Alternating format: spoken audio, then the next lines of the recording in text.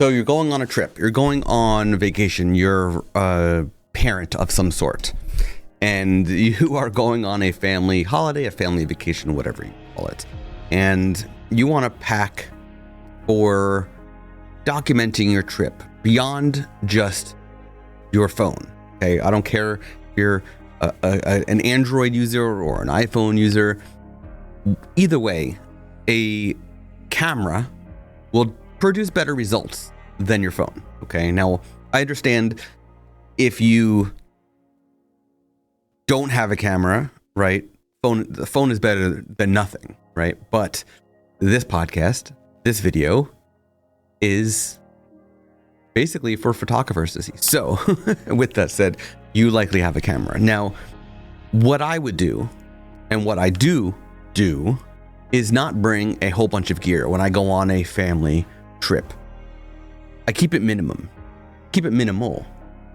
Here's what I do. First of all, I pack one camera, one lens, and that for lately, that camera is a Nikon ZF, or if you're not in the US, ZF. And with that is a 35mm 1.8 lens. Simple, diverse, great in low light, fantastic lens, affordable lens. And the Nikon ZF or ZF is also a fantastic camera, compact, very, very durable, fast, just a beautiful daily camera. I have an entire video and blog article all about that camera, which I will link to in the description for this episode. Now, with that, typically I use a spider holster for holding my camera on my hip at any given time. But with the ZF, I actually put on a shoulder strap, especially for daily use, so I can just throw it over my shoulder. Many times I have it cross-body, not just around my neck, it's cross-body.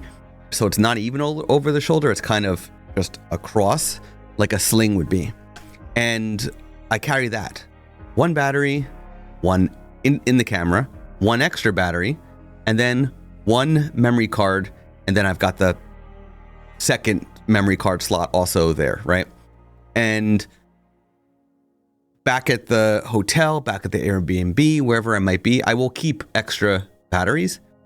I will keep the charger. I will keep extra memory cards. But when I'm out and about and I'm photographing the family or I'm capturing some videos, I'm going very minimal, okay?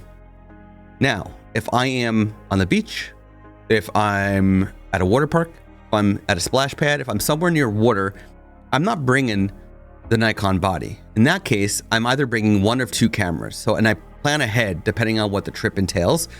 I'm either going to bring a GoPro, because that allows me to just, any environment will allow me to just be in and get, in many cases, better video quality, and even it can do stills than a phone can do. Plus, I'd rather have the GoPro touch sand and hit water if it has to, rather than my iPhone, which, while it is waterproof to a point, it's also a bit of a lifeline, right? Your phone is, you live through your phone a lot, right? Your device becomes a part of you. And if it gets destroyed, that could be a problem, especially if you're on a trip, right? So you want to make sure that your phone is safe. So with that said, the GoPro is what I would bring out of the bag when I'm near water or near sand, near snow, right? Whatever it might be. And I will handhold that if I have to. But the other option is the Instago 3S. Okay, this is a very compact, I think I've mentioned this previously, but it's a very compact video and still action cam type thing that has many different mounts. It even comes with a necklace mount that's magneted, comes with a hat clip mount, and it's lightweight, barely know it's there. And it could just be capturing the moment. My favorite part about that camera is, like, you can literally set it to just record in intervals and you never have to think about it for an entire day. So that is another thing, okay? Now, both those can be recharged, as well as the Nikon ZF. So really all three can be recharged with USB-C.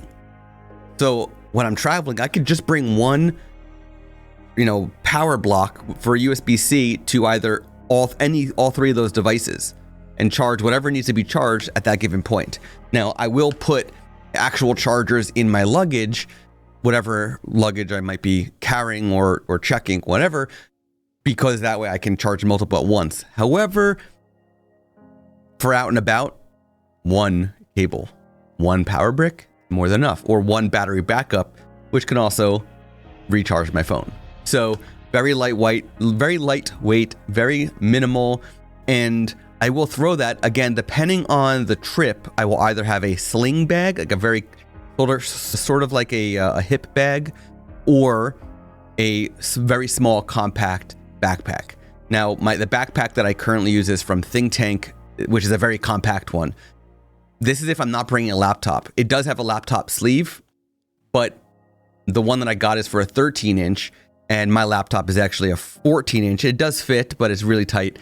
And so I only use that bag when I don't need to bring a laptop, because it is very, very compact, very light. I love the bag. Doesn't even look like a camera bag. But if I don't need as much stuff in it, then I will actually just throw everything in a little sling that holds the Nikon ZF with the 35 lens. And it's just perfectly compact, just the way it needs to be. So very minimal.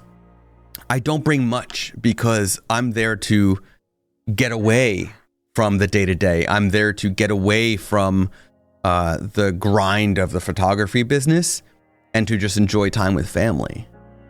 But I still want to capture the moment in the best possible quality that I can. So that's my recommendation to you. Whether it is a small Fuji X100 type camera, whether it is a Leica, whether it is the Ricoh, whatever it is that floats your boat, it doesn't matter. But compact is the way to go for trips. Compact is the way to go when you're there for yourself, for your family, and just to get away and clear your head and not work. Pack light, pack smart.